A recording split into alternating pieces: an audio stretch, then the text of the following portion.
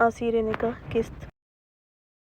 خلیفہ خان دوپہر کے 1 کے قریب تیار ہو کر نیچے آیا۔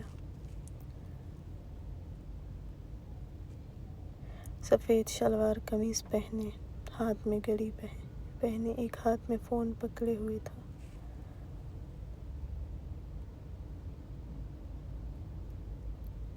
وہ آج گاؤں جانے والا تھا، انم کو لے کر۔ وہ 3 دن سے یہاں تھی۔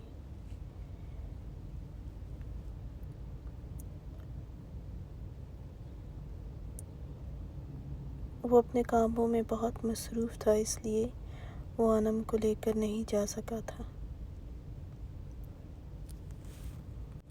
اور آج انم نے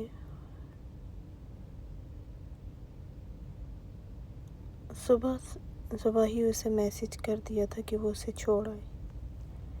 شادین خانزادہ نے سختی سے کہا تھا کہ اپنی ڈیوٹی پر واپس آنے کی۔ وہ آج بھی صبح گھر آیا تھا اور آتے ہی سو گیا تھا، اور ابھی تیار ہو کر خوشبو بکھیرتا ہوا آیا تھا۔ کشمالہ لاؤنج میں ہی انم اور نوشین کے ساتھ بیٹھی تھی۔ خالہ کچن میں دوپہر کے کھانے کے لیے۔ خلیفہ خان نے بھاری آواز میں سلام کیا تو سب اس کی طرف متوجہ ہوئے تھے۔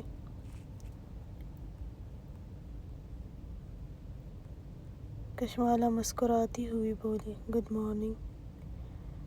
تبھی خالہ نے کچھ غصے سے کہا، نہیں، گڈ مارننگ نہیں بنتا، دوپہر ختم ہونے کو ہے۔ اب خلیفہ خان گھر سے نکلے گا اور پھر صبح آئے گا۔ خلیفہ خان نے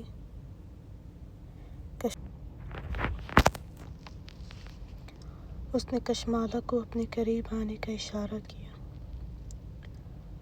کشمالہ اس کے قریب آئی۔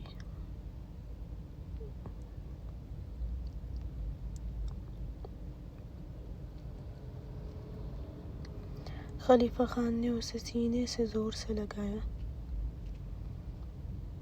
بچے، آج خالہ غصے میں لگ رہی ہے۔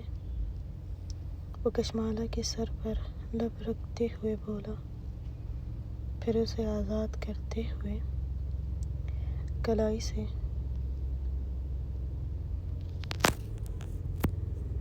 پکڑے صوفے کی طرف آیا اور وہاں بیٹھ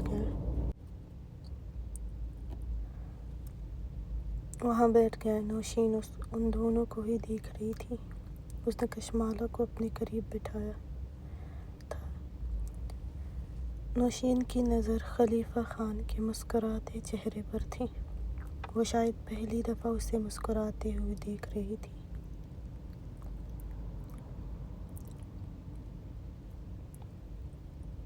خلیفہ خان نے انم کو دیکھ کر کہا، تم ریڈی ہو؟ انم نے اس بات میں سر ہلایا، بس اپنا بیگ اور کچھ چیزیں پیک کرنی ہے۔ تو جاؤ جلدی سے، وہ سب بھی پیک کرو۔ وہ اپنی گھڑی میں وقت دیکھتے ہوئے بولا۔ وہ اٹھی۔ کشمالہ نے کہا، آپ گاؤں جا رہے ہیں؟ خلیفہ خان نے اس بات میں سر ہلایا، تم نے بھی جانا ہے؟ کیوں میرے ساتھ دل نہیں لگتا اب؟ خلیفہ خان نے اس کے سر پر ہاتھ پھیرتے ہوئے بولا، میں نہیں جانا چاہتی، بس ویسے ہی پوچھا آپ انم باجی کو لے کر جا رہے ہیں نا، اس لیے۔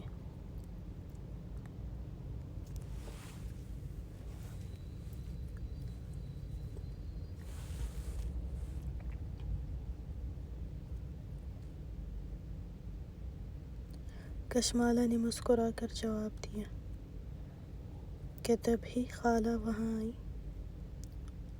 اس کو تمہارے ساتھ اچھا لگے گا۔ تم گھر میں کب ہوتے ہو جو وہ تمہیں بتائے کہ اسے تمہارے ساتھ اچھا لگتا ہے یا نہیں؟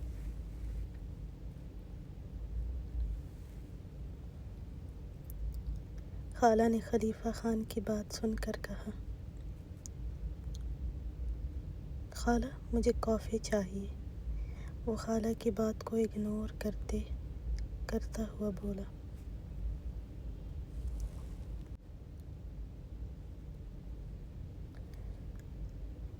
نوشین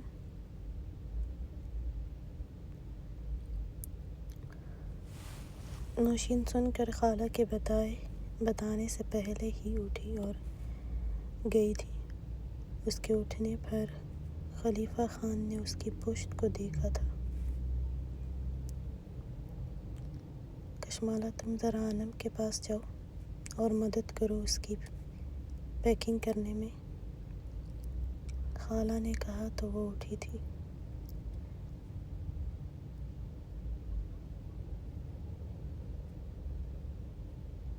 کشمالہ کے جانے کے بعد خلیفہ خان بھی سیدھا ہو کر بیٹھ گیا تھا۔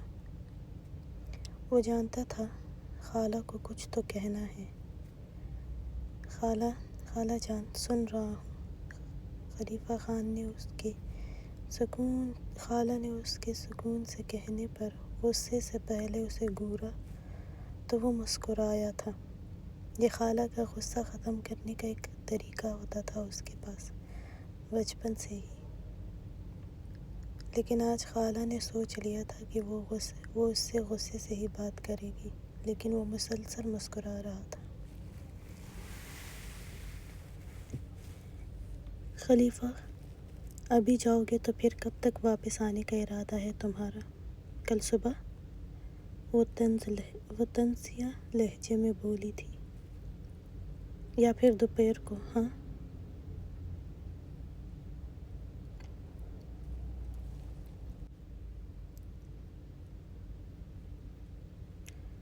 خلیفہ خان نے گہری سانس لیتے ہوئے کہا، خالہ جان بھوک لگی ہے، میرا خیال میں لنچ کر کے ہی چلا جاتا ہوں۔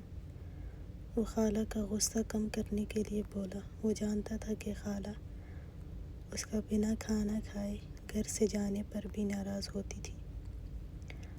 خالہ خاموش ہوئی تھی، پھر اٹھی اور کہا، کھانا لگواتی ہوں، لیکن اس سے پہلے مجھے بتاؤ کہ کب تک یہ سب چلے گا؟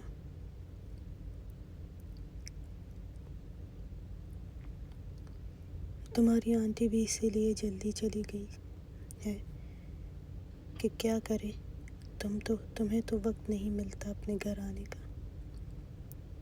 پہلے تم نے کہا تھا کہ رات کو جلدی گھر کس لیے آؤں؟ تو چلو خدا نے بیوی دے دی ہے، اب کیوں گھر جلدی نہیں آتے؟ بیوی کو وقت نہیں دیتے؟ تم صبح گھر میں داخل ہوتے ہو اور 12 کو نکل جاتے ہو۔ خلیفہ خان اٹھا اور مسکرایا، ان کے قریب آیا، ان کے کندھے پر ہاتھ ڈال کر بولا، آپ پریشان مت ہو۔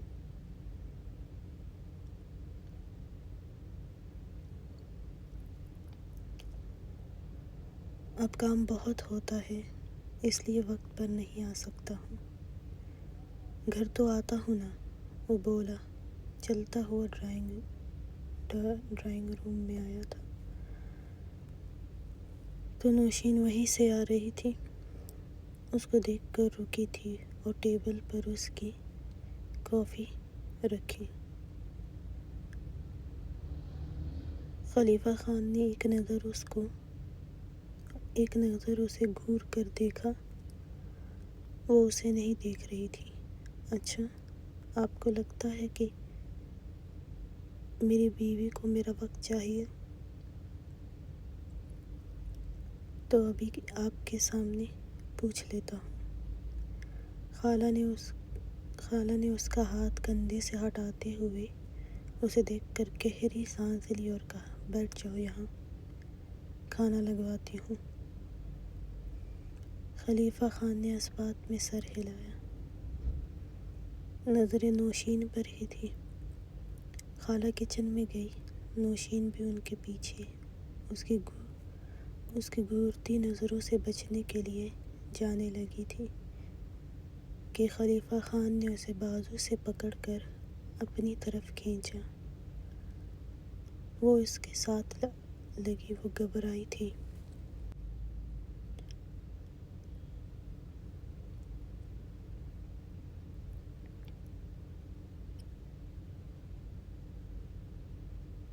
اور گھبرائی نظروں سے خلیفہ خان کو دیکھا تھا۔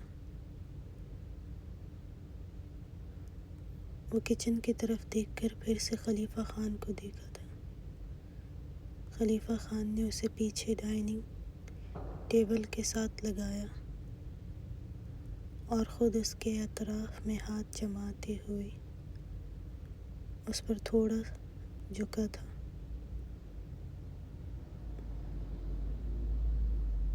نوشین نے ڈر کے جلدی سے خود بھی اس سے دور ہونے کے لیے ٹیبل پر جھکی تھی۔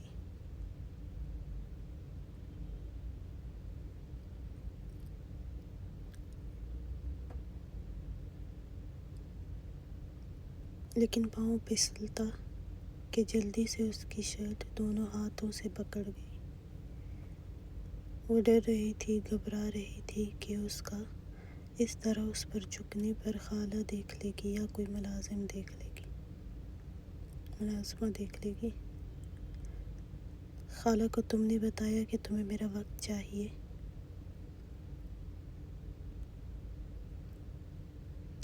نوشین نے پھر سے کچن کی طرف دیکھتے ہوئے بے حد گھبراتے ہوئے نفی میں سر ہلایا۔ پلیز کوئی آ جائے گا، وہ اٹکتے ہوئے بولی تھی۔ تو آنے دو۔ نوشین نے نظریں جھکائی تھی۔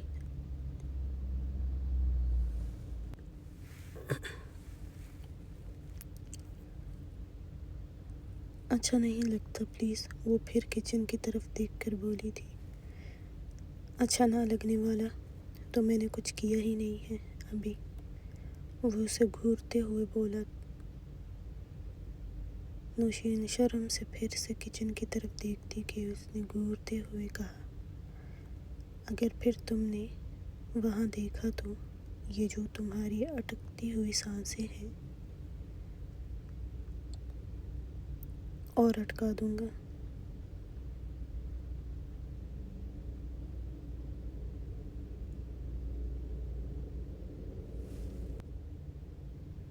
نوشین نے جلدی سے اس کی طرف دیکھا۔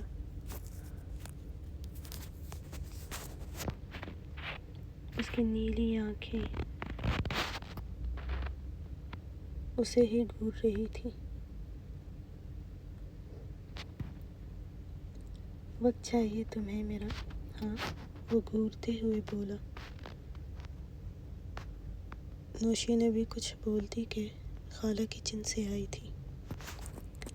خلیفہ خان کو نوشین کے اوپر جھکے دیکھ کر بولی، خلیفہ خان۔ خالہ کی آواز پر بھی نوشین نے ان کی طرف نہیں دیکھا تھا۔ وہ اتنی اس سے ڈر چکی تھی کہ وہ سچ میں ہی اس کی سانسیں نہ اٹکا دے سب کے سامنے۔ خلیفہ خان نے نوشین کو دیکھتے ہوئے ہی کہا، خالہ، اپنی بیوی سے پوچھ رہا ہوں کہ اسے میرا وقت تو نہیں چاہیے؟ بتاؤ، وقت چاہیے میرا؟ وہ پھر نوشین سے بولا تھا۔ نوشین نے شرم کے مارے جلدی سے نفی میں سر ہلایا۔ خالہ نے نفی میں سر ہلایا اور واپس چلی گئی تھی۔ پلیز چھوڑ دینا، کشمالہ یا کوئی اور آ جائے گا، وہ التجا کرتے ہوئے بولی تھی۔ اس کا چہرہ اس قدر قریب تھا کہ اگر نوشین رخ پھیرتی تو اس کے لبوں سے ضرور ٹکراتی۔ خلیفہ خان نے نوشین کی التجا پر اس کے کان کے قریب جھک کر کہا، اگر وقت چاہیے تو پھر مجھ سے کہنا، کیونکہ وقت میں جو تمہیں مجھ سے چاہیے وہ میں خالہ کے کہنے پر نہیں دوں گا۔ ہاں، اگر تم کہو گی تو ابھی بھی دے سکتا ہوں۔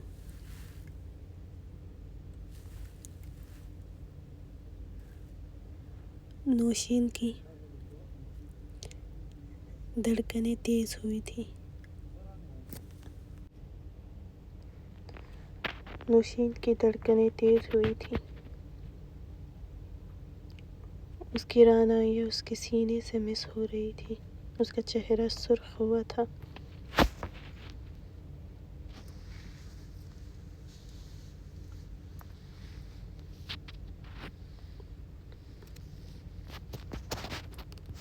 خلیفہ خان کی کلون کی مہک نوشین کو اپنے حواسوں پر سوار ہوتی محسوس ہو رہی تھی۔ اس کی تیز دھڑکنیں خلیفہ خان کو اپنی دھڑکنوں میں دھڑکتی محسوس ہو رہی تھی۔ وہ تیز سانس لینے لگی تھی۔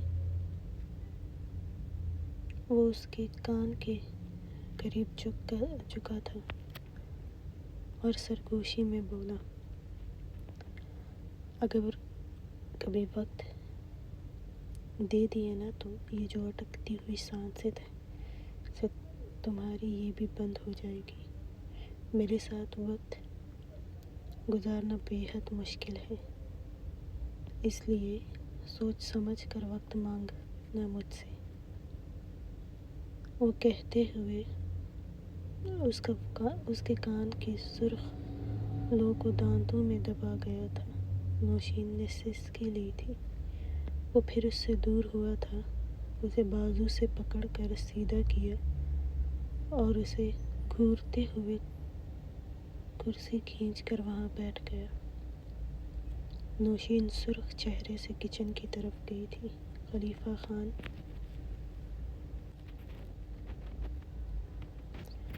نے اپنا فون نکال کر دیکھا۔ فارس کے کئی میسیجز اسے آئے تھے۔ وہ ایک ہی بات کہہ رہا تھا، میری بیوی کو جلدی لے کر آؤ۔ اور خلیفہ خان ہمیشہ کی طرح اسے تپاتے ہوئے بولا، میرے پاس وقت نہیں ہے، جب وقت ملے گا لے آؤں گا، ورنہ خود آ کر لے جاؤ۔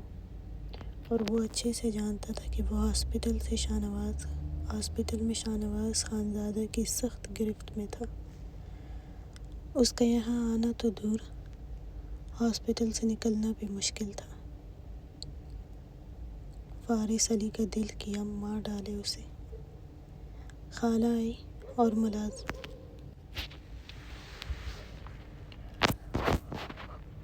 ملازمہ سے کھانا لگوانے لگی تھی، لیکن خلیفہ خان کو دیکھ کر مسکرائی تھی۔ وہ اپنے فون میں مصروف تھا۔ خالہ نے کہا، بیوی سے کون پوچھتا ہے وقت دینے کا؟ بیوی تھوڑی بتائے گی کہ اسے وقت دو۔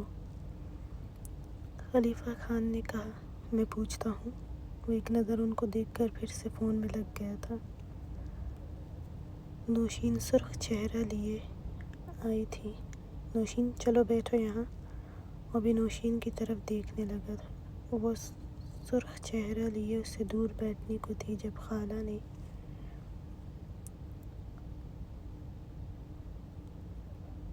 اسے آنکھیں دکھائی تھی۔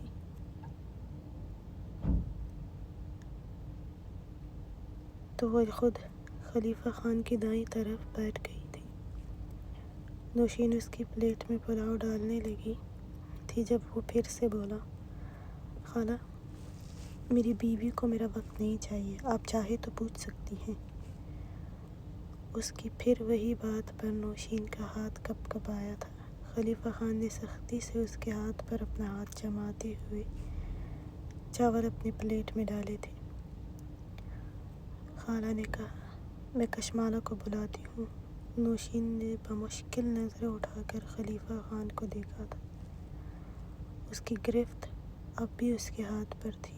نوشین نے ہاتھ چھڑوانے کی کوشش کی، لیکن اس کی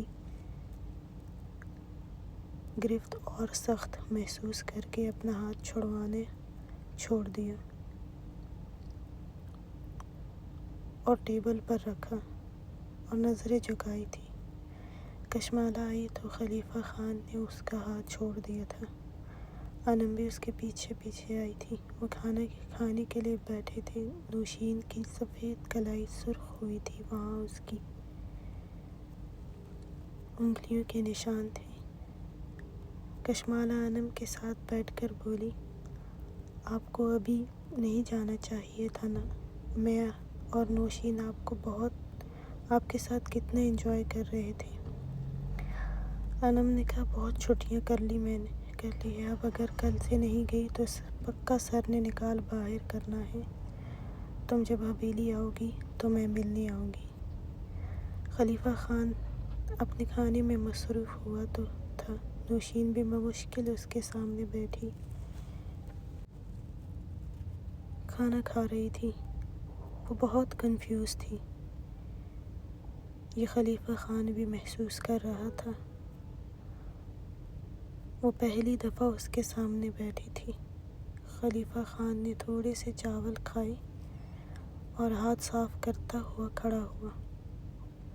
انم، میں گاڑی میں انتظار کر رہا ہوں۔ انم نے کہا، بس میں خالہ سے ملتی ہوں پھر آتی ہوں۔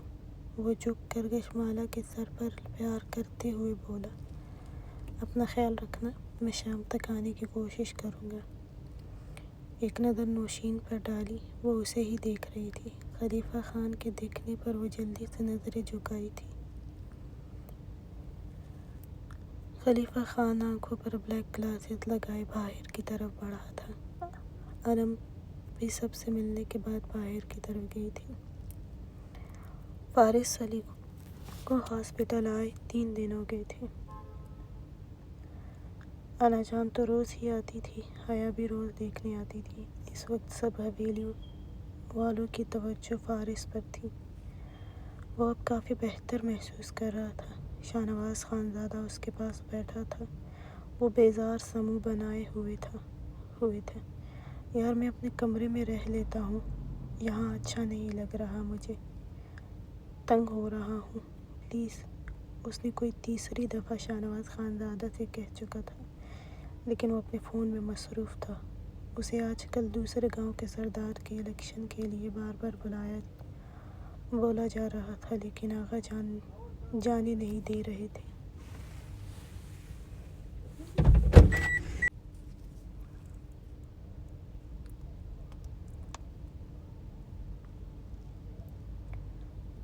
بالآخر تنگ آ کر فارس کو گھور کر دیکھتا ہوا بولا، تمہیں سمجھ نہیں آتا کہ یہاں ہی رہنا ہے تم نے؟ ایک تو مجھ سے چھپ کر یہ فضول حرکت کی ہے، اور دوسرا اب تمہارے ہر روز کی ایک ہی بات ہوتی ہے، تمہارا ٹھیک ہونا بہت ضروری ہے۔ دیکھتے نہیں ہو آقا جان اس عمر میں یہاں روز آتے ہیں، انا جان روز آتی ہے، تم نے حویلی جا کر بھی کون سا آرام کرنا ہے؟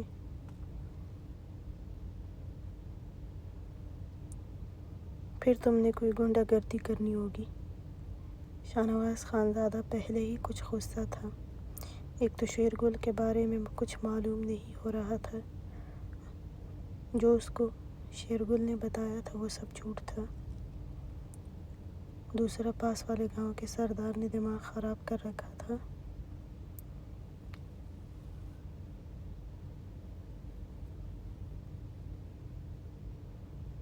اوپر سے روز فارس کو سمجھانے بھی آنا ہوتا تھا، جس کے سٹیچز ابھی ٹھیک نہیں ہوئے تھے، اور وہ تھا کہ حویلی جانے کی ضد کر رہا تھا، اس لیے غصے سے اسے گھورتے ہوئے بولا تھا۔ فارس علی نے گہری سانس لیتے ہوئے واپس سر تکیے پر رکھا تھا۔ خلیفہ خان دروازے پر نوک کرتا ہوا اندر آیا تھا۔ دونوں نے اس کی طرف دیکھا تھا۔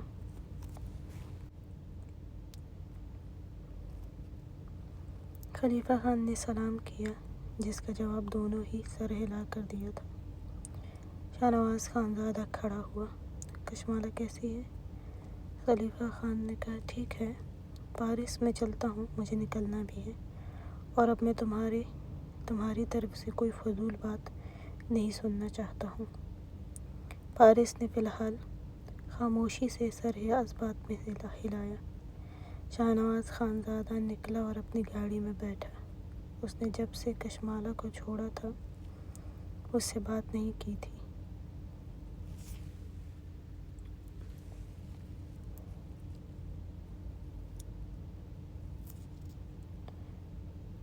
اس لیے وہ کشمالہ کو فون ملا کر ایئرپورٹ سے لگائے گاڑی ڈرائیو کرنے لگا۔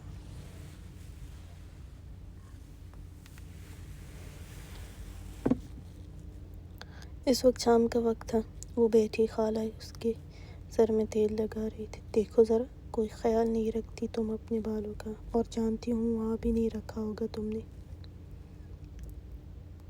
وہ آنکھیں بند کیے ہوئے تھی کہ اس کے فون پر کال آئی۔ اس نے آنکھیں کھول کر فون کی طرف دیکھا۔ شاہنواز خانزادہ کا نمبر دیکھ کر وہ کال پک کرنے کے بجائے بند کر گئی تھی اور بڑبڑائی، ابھی وقت ملا ان کو 3 دن بعد، اور کہتے ہیں میں ان کو اچھی لگتی ہوں۔ یہ اچھا لگنا ہوتا ہے کہ 3 دن بعد کال کرو؟ شاہنواز خانزادہ نے گھور کر فون کو دیکھا تھا جو وہ بند کر چکی تھی۔ اس نے پھر سے فون کیا۔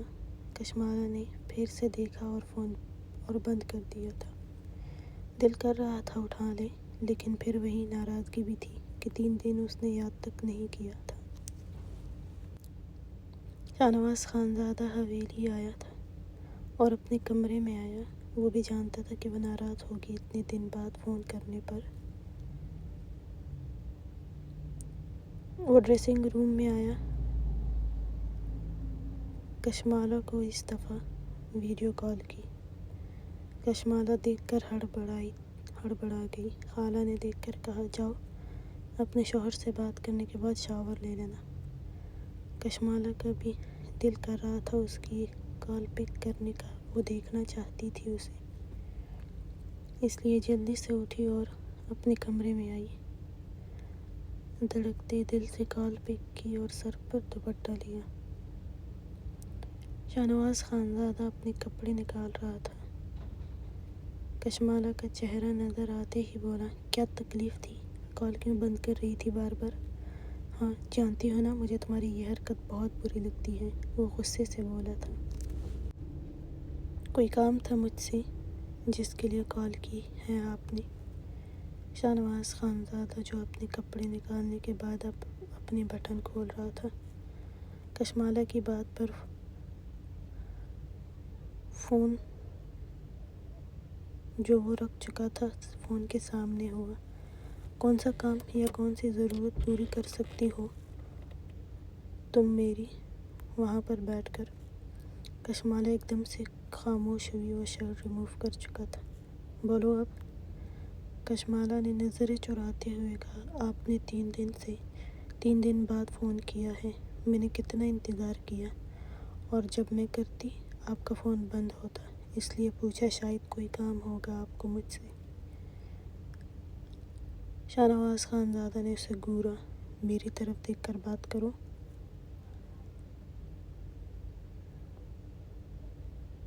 یہاں وہاں دیکھنے کے لیے نہیں کیا ہے میں نے فون، وہ غصے سے بولا تھا۔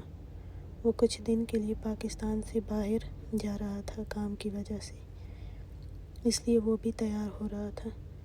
نہیں، مجھے نہیں دیکھنا آپ کو، کشمالہ نے ناراضگی سے منہ بناتے ہوئے کہا۔ شاہنواز خانزادہ جو بہت غصہ آیا تھا اس پر، اچھا تو تم نے نہیں دیکھنا مجھے؟ کشمالہ خانم، اب میں لینے آؤں گا تو مجھ سے کوئی نرمی کی امید مت رکھنا، سمجھ گئی نا؟ دماغ خراب کرتی ہو میرا جان بوجھ کر، تو پھر تیار رہنا، میرا جتنا بھی غصہ ہوگا وہ میں تم پر ہی نکالوں گا، اور اگر پھر تم نے آنکھیں بند کی تو اتنی شدت ڈھاؤں گا تمہارے اس نازک وجود پر کہ تم یاد رکھو گی، اور تمہاری نظریں صرف میرے چہرے پر ہی ہوگی۔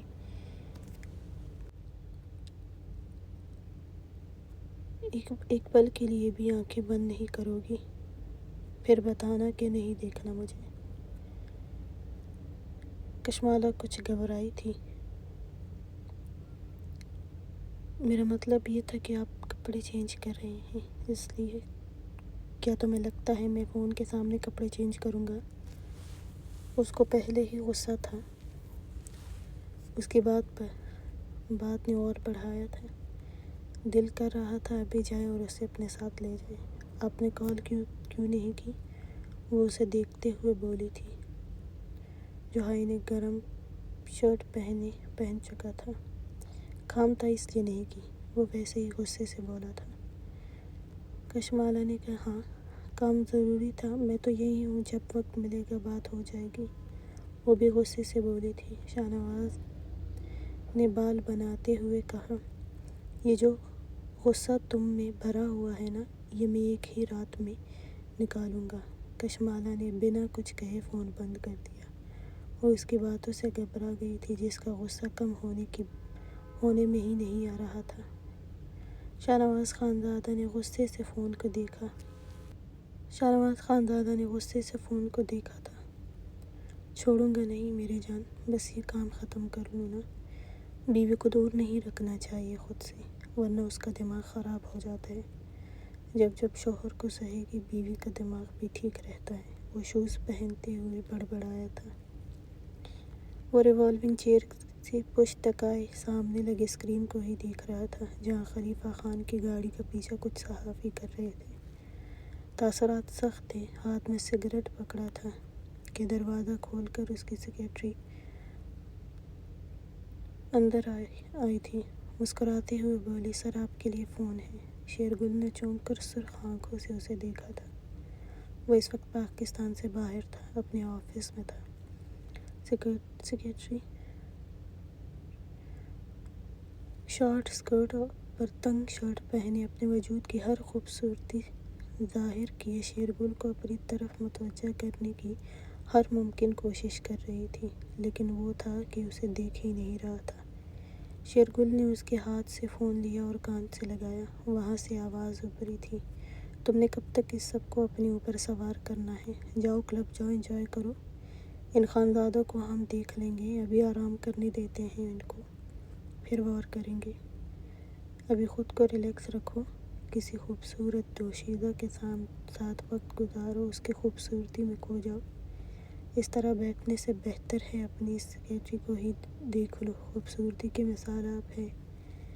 اس کے ساتھ بھی وقت گزارو، اپنا ہر غصہ ٹینشن اس کے خوبصورت وجود پر اتارو۔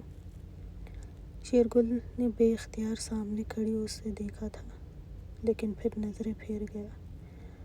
کام بتائیں، یہ سب بکواس ہے، مجھے اس سب کی کوئی ضرورت نہیں ہے۔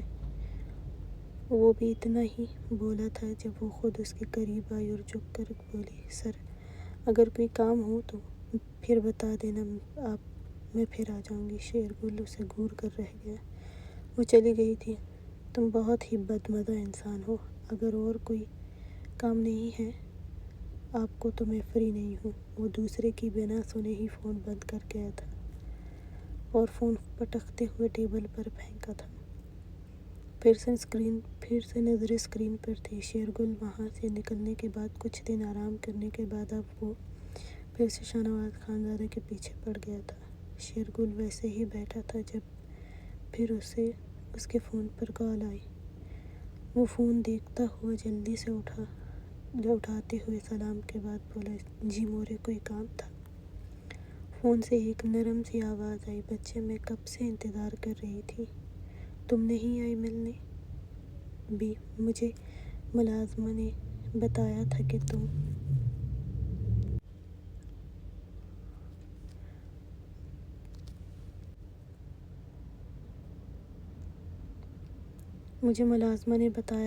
تم بنا مجھ سے ملے ہی باہر چلے گئے ہو۔